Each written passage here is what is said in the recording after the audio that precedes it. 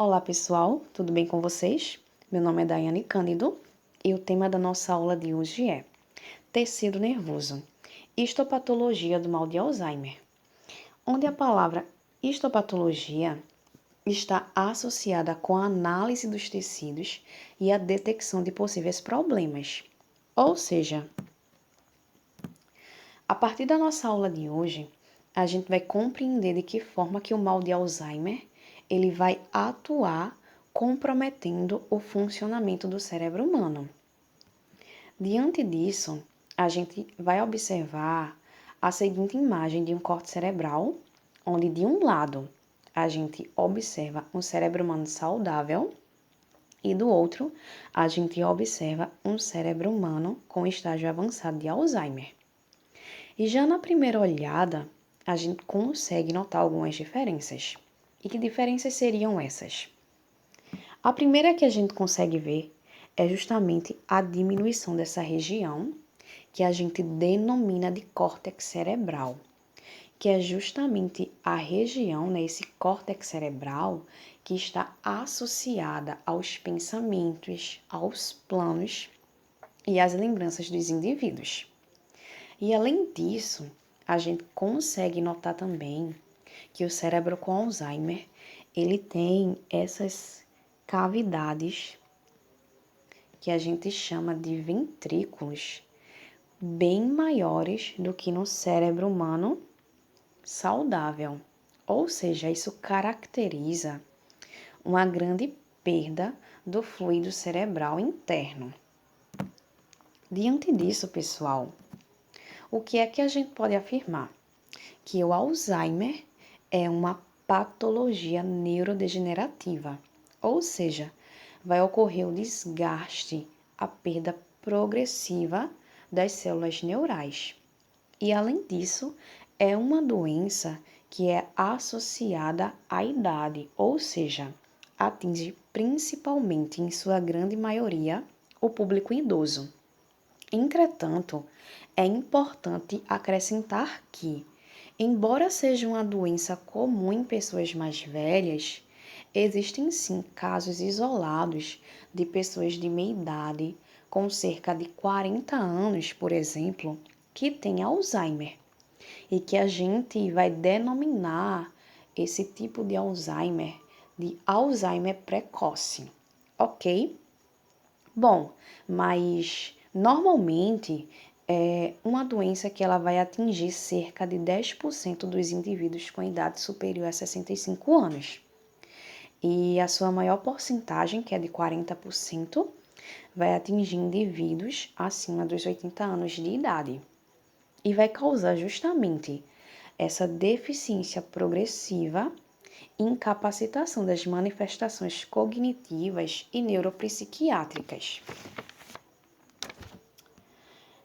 Bom, com o envelhecimento da população que a gente tem observado nos últimos anos, as pesquisas estimam que até 2050, 25% da população mundial será idosa, o que, consequentemente, vai aumentar a prevalência dessa doença, o que é um grande desafio para a saúde pública, pois recentemente, em uma das matérias da BBC News Brasil, foi afirmado que o tratamento do mal de Alzheimer não avança há cerca de 17 anos e que o debate em torno de desenvolvimento de novos medicamentos que serão utilizados no tratamento dessa doença só estão previstos para acontecer em março de 2021.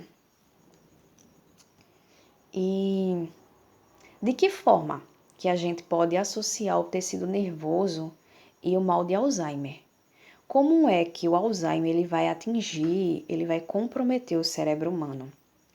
E para que a gente possa ser capaz de responder essa pergunta, é importante que primeiro a gente compreenda a organização do tecido nervoso e as suas principais células. Diante disso, a gente tem conhecimento de que a célula é a unidade básica e morfológica dos seres vivos e que o conjunto da mesma vai formar o que a gente denomina de tecido. Então, aqui a gente tem já um conceito de tecido, conjunto de células unidas para realizar uma função específica. E no caso do tecido nervoso, as principais células que o compõem são os neurônios e as células de glia. E outra coisa que é importante a gente citar, que o tecido nervoso, ele possui a principal função de receber informações, processá-las e enviá-las para os mais diversos órgãos. Ou seja, por exemplo, agora enquanto eu estou falando, eu estou aqui lhe transmitindo uma informação externa que você está recebendo. Os seus neurônios, eles estão captando essa informação, eles estão se comunicando entre si através de sinapses, através do que a gente denomina também de impulsos nervosos. E essas informações, elas estão sendo armazenadas aí na sua memória.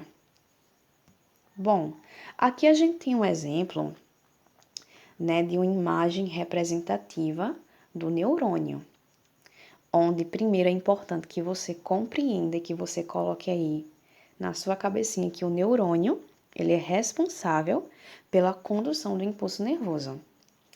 E aqui, né, a gente já tem a representação de toda a sua estrutura, né? Desde o corpo celular, do dendrito, ao axônio, a baía de mielina. E, assim, o impulso nervoso, ele vai acompanhar todo um trajeto. Ele vai partir dos dendritos, que vão captar o impulso.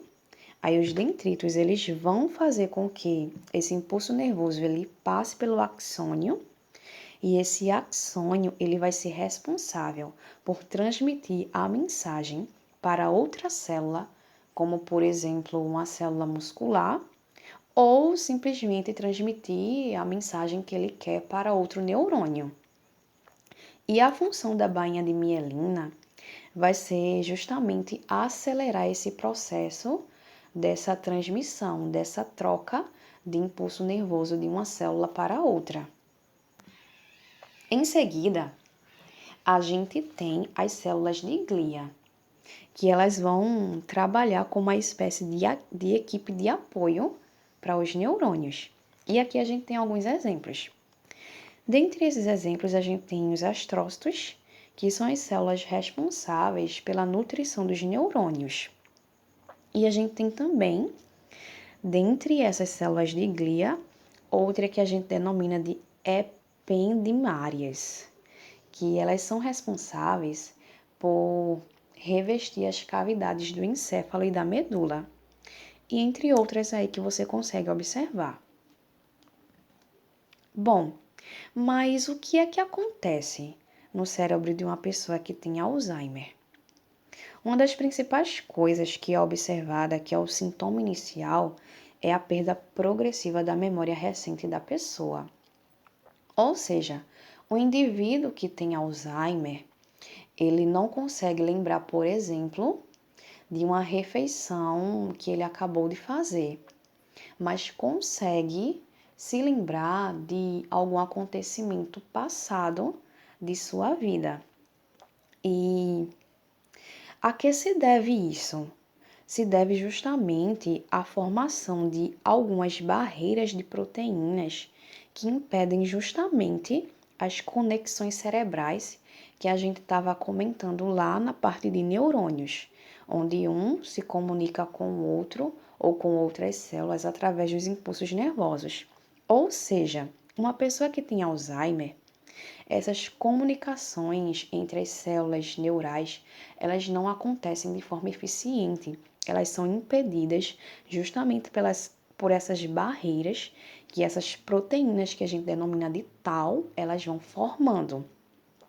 Outra coisa que a gente já comentou e que acontece no cérebro de uma pessoa que tem Alzheimer é justamente o encolhimento do córtex cerebral dela, que vai limitando as suas capacidades intelectuais, que vai fazendo essa perda progressiva de memória, que vai se agravando cada vez mais.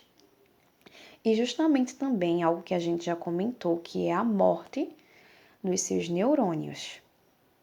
E eu trago aqui a indicação de alguns filmes que vai trazer justamente essa ilustração da vida de pessoas que passam por esse problema, que inclusive tem aqui Para Sempre Alice, que vai retratar o caso de uma professora universitária que tem cerca de 40 anos e ela está com Alzheimer precoce. Aí, quando vocês assistirem o filme, vocês vão poder notar todos os desafios que ela enfrenta, assim como os desafios que a família também tem que enfrentar ao lado da pessoa, né? Principalmente para proporcionar, né, a melhor qualidade de vida possível diante dessa situação que eles estão enfrentando. E o outro filme que eu indico para vocês é Viver Duas Vezes, que está disponível na Netflix. E, bom, um está no YouTube e o outro está na Netflix. Aí vocês têm liberdade de, dentro das suas possibilidades, escolher qual é que vocês conseguem ver.